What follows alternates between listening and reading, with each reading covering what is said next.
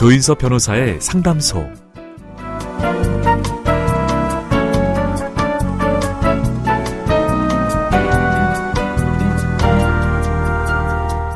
정리정돈 잘하는 편이신가요? 정리정돈은 필요한 물건과 필요 없는 물건을 구분하는 것부터 시작한다고 합니다. 그런데 스스로 하기엔 의외로 에너지 소모가 커서 정리정돈 컨설팅을 받기도 한다는데요. 사람의 일도 마찬가지겠죠. 혼자 정리하기 어려운 일이 있다면 누군가에게 도움을 받아보셔도 되지 않을까요? 오늘도 당신을 응원합니다. 조인섭 변호사의 상담소, 지금 바로 문을 열겠습니다.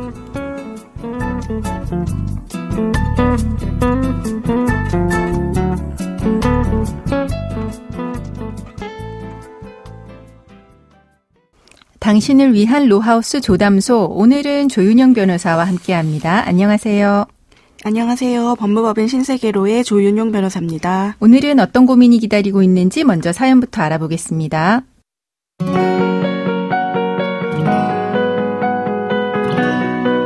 저와 남편은 몇 년 전 온라인 채팅으로 만났습니다. 남편은 저보다 10살 연상이었습니다. 자신은 이혼한 돌싱이고 아이는 전처가 키우고 있다며 거침없이 자기소개를 했습니다. 그런 솔직한 모습에 신뢰를 느꼈고 저희는 급속도로 가까워졌습니다. 그러다가 만난 지 3개월 즈음 임신을 하게 되었습니다. 남편이 재혼이고 저는 임신 중인 점을 고려해서 일단 같이 살기로 했습니다. 결혼식은 아이가 태어난 후 하자는 남편 말에 저는 동의했습니다. 저와 남편은 출산과 결혼식 준비를 하면서 달콤한 신혼생활을 보냈습니다. 그러나 출산이 한 달여쯤 남았을 무렵 저는 예상치 못한 소장을 받았습니다. 남편의 전처가 부정행위로 정신적 고통을 받았다면서 저에게 손해배상 청구를 한 것입니다. 알고 보니 남편은 이혼한 것이 아니었습니다. 만삭인 저는 소장 내용을 보고 넋이 나갈 정도로 충격을 받았습니다. 남편에게 소장을 보여주며 따져 물었더니 사색이 된 남편은 전처와 아직 이혼하지 않은 것이 맞다고 했습니다. 저와 만날 때는 이미 별거 중인 상태였고 협의 이혼이든 이혼 소송이든 빨리 해서 정리할 생각이었다고 변명했습니다. 저는 남편의 안이한 태도에 기가 막혀 말이 안 나오고 있습니다. 앞으로 소송은 어떻게 해야 할지, 아이는 어떻게 해야 할지 눈앞이 캄캄합니다. 네, 굉장히 당황스러우셨을 것 같은데요. 사연자분도 상대방에게 속아서 유부남인지 모르고 만난 그런 상황입니다. 그런 상황에서 상대방이 아내에게 손해배상 해줘야 할까요? 상간소송이라고 하는 손해배상 소송은 일종의 불법행위에 대한 손해배상 청구입니다. 따라서 불법행위에 대한 고의, 즉 내가 기혼자와 부정행위를 함으로써 상대 배우자의 권리를 침해할 수 있다는 인식과 고의가 있어야 합니다. 네. 즉 손해배상 책임이 인정되려면 상간자라고 지목하는 사람, 즉 피고가 내 배우자가 기혼자임을 알면서도 부정행위를 저질렀다는 점에 대해 소송을 제기한 원고가 입증을 해야 하고, 또 사연자가 상대방이 유부남임을 전혀 알기 어려웠을 사정으로 인정된다면은 손해배상 책임이 인정되지 않을 수도 있습니다. 네. 예, 근데 물론 소송을 제기한 측에서 입증 책임이 있다고 할지라도 사연자가 상대방이 유부남인 사실을 교제한 사실 당시에 몰랐다는 점을 적극적으로 주장을 하고 항변을 해야 하는데, 네. 일전에 두 분이 주고받았던 대화나 문자 내용 등에서 은연중에 상대방이 이미 이혼한 돌싱이라는 점을 전제로 대화하거나 어떤 행동을 한 것을 찾아서 법원에 제출하면 좋을 것으로 보입니다. 네, 그럼 준비를 잘 해서 대응을 하셔야 되겠습니다. 그런데 또 사연자분 입장에서는 어쨌거나 이제 그 상대방하고 혼인신고는 안 했지만 사실혼 관계를 이어오고 있으셨어요. 이제 헤어지게 되는 경우에 사연자분이 그 남자분한테 사실혼 해소에 따른 위자료나 재산분할 청구할 수 있을까요? 예, 사연자님의 경우에 혼전 임신으로 상대방과 혼인하기로 하고 결혼식만 미룬 상태로 사실상 부부로 지내고 있었습니다. 그렇죠. 예, 그런데 불행히도 상대방은 배우자와 이혼을 하지 않은 상태로 여전히 법률혼 혼인 관계가 유지되고 있고요. 네. 예, 그러면서 사연자와는 사실혼 관계로 지내고 있는데 이러한 경우를 중혼적 사실혼 관계라고 합니다. 네, 중혼적 사실혼 관계요. 예, 일반적으로 혼인 신고만 하지 않았을 뿐 실질적으로 혼인 생활을 이어가고 있는 사실혼 배우자의 경우에도 부부가 헤어질 경우에는 사실혼 해소에 따른 위자료나 재산분할 청구가 가능하고 인정되고 있습니다. 네, 그렇게 저희가 여러 차례 이제 안내를 해드렸었습니다. 예, 그런데 사연자님의 경우처럼 중혼적 사실혼의 경우에는 우리 민법은 중혼을 금지하고 있기 때문에 중혼적 사실혼 배우자의 권리를 보호해주지 않고 있습니다.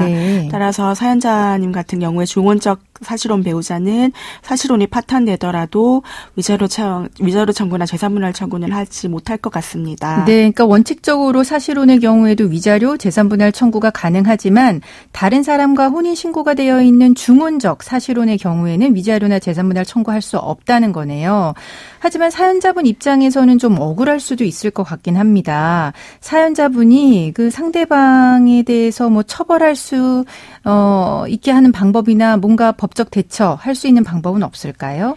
예, 우선 형사처벌부터 생각을 해본다면 예전에는 형법 제304조에서 혼인빙자 간음죄, 즉 결혼할 것처럼 속여서 부녀를 기망하여 간음한 자를 처벌하는 죄가 있었습니다. 그런데 이미 2009년에 헌법재판소에서 위헌 판결을 내리면서 이 죄가 없어졌습니다. 그렇죠. 예, 그 외에 혹시 교제 중에 혼인할 것을 빌미로 거액의 돈을 빌리는 등의 어떤 재산적인 피해를 입혔다면은 혼인빙자 사기죄 등의 재산죄를 문제 삼을 여지도 있겠습니다만 현재 사연자님의 경우처럼 혼인빙자를 처벌할 수 있는 딱 떨어지는 형사처벌 규정은 일단 없어 보입니다. 네, 형사처벌은 할 수 없고. 예, 그런데 민사적으로 본다면은 판례는 미혼 당사자에게 상대방의 기혼 여부는 내가 그 사람이랑 사귈지 관계를 계속 유지할지 여부를 결정하는데 중요한 사정이라고 보고 이 부분에 대해서 적극적으로 기망하거나 상대방으로 하여금 착오에 빠지도록 유도를 한다면은 이 행위는 결국 민법 750조에서 정한 불법 행위에 해당한다고 판시한 바 있습니다. 예, 그래서 사연자님은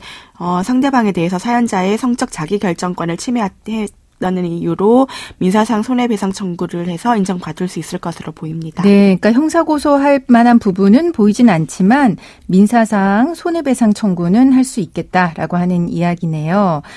그러면 이제 마지막으로 사연자분이 아이를 이제 출산할 경우 혼인관계는 아니지만 지금 그 상대방의 자녀로 신고하고 또 양육비는 받을 수 있을까요? 예, 우리 민법에서는 아내가 혼인 중에 임신해 출산한 자녀는 남편의 친생자로 추정토록 하고 있어서 사연자님의 경우는 혼인신고를 아직은 한 상태가 아니므로 아이를 출산하더라도 사연자님께서 바로 상대방의 자녀로 신고할 수는 없습니다. 그런데 혼인 외의 자녀라 할지라도 아이 친부가 인지신고를 통해 친생부로 신고할 수 있고 만약에 아이 아버지가 직접 아이의 출생신고를 한다면 인지신고의 효력으로도 인정될 수 있습니다. 그리고 아이 아버지가 스스로 인지신고를 하면 좋겠지만 만약 이를 거부한다면 사연자님이 친부를 상대로 인지청구 소송을 통해서 아이 아버지로 인정받을 수 있습니다. 또 혼인 외 자녀라 하더라도 사연자가 혼자 아이를 양육한다면 친부를 상대로 양육비를 청구하는 것이 가능합니다. 네, 그러면 지금까지 상담 내용을 정리를 해보자면 사연자분 입장에서는 상대방이 유부남인 줄 몰랐다라고 하면은 이제 상간자 손해배상 청구 소송에서는 손해배상 책임이 인정되지 않을 수 있다라고 정리해 주셨고요. 다만 이제 사연자분은 중혼적 사실혼 배우자이기 때문에 그 남자분을 상대로 사실혼 파기에 대해서 위자료 청구나 재산분할 청구는 할 수 없고 다만 이 남자분 상대로 본인이 유부남이라고 하는 것을 속였다라고 하는 부분에 대해서 성적 자기결정권 침해를 이유로 민사상 손해배상 청구는 할 수 있을 걸로 보인다라고 정리해 주셨습니다. 그리고 아이와 관련해서는 혼인 외 자녀라고 할지라도 아이의 친부에게 양육비 청구할 수 있다라고 하는 부분까지 정리해 드렸습니다. 지금까지 조윤영 변호사와 함께했습니다. 감사합니다. 조인섭 변호사의 상담소는 유튜브를 통해서 다시 듣게 하실 수 있습니다. 궁금한 점이나 건의할 사항이 있으면 댓글을 달아주세요.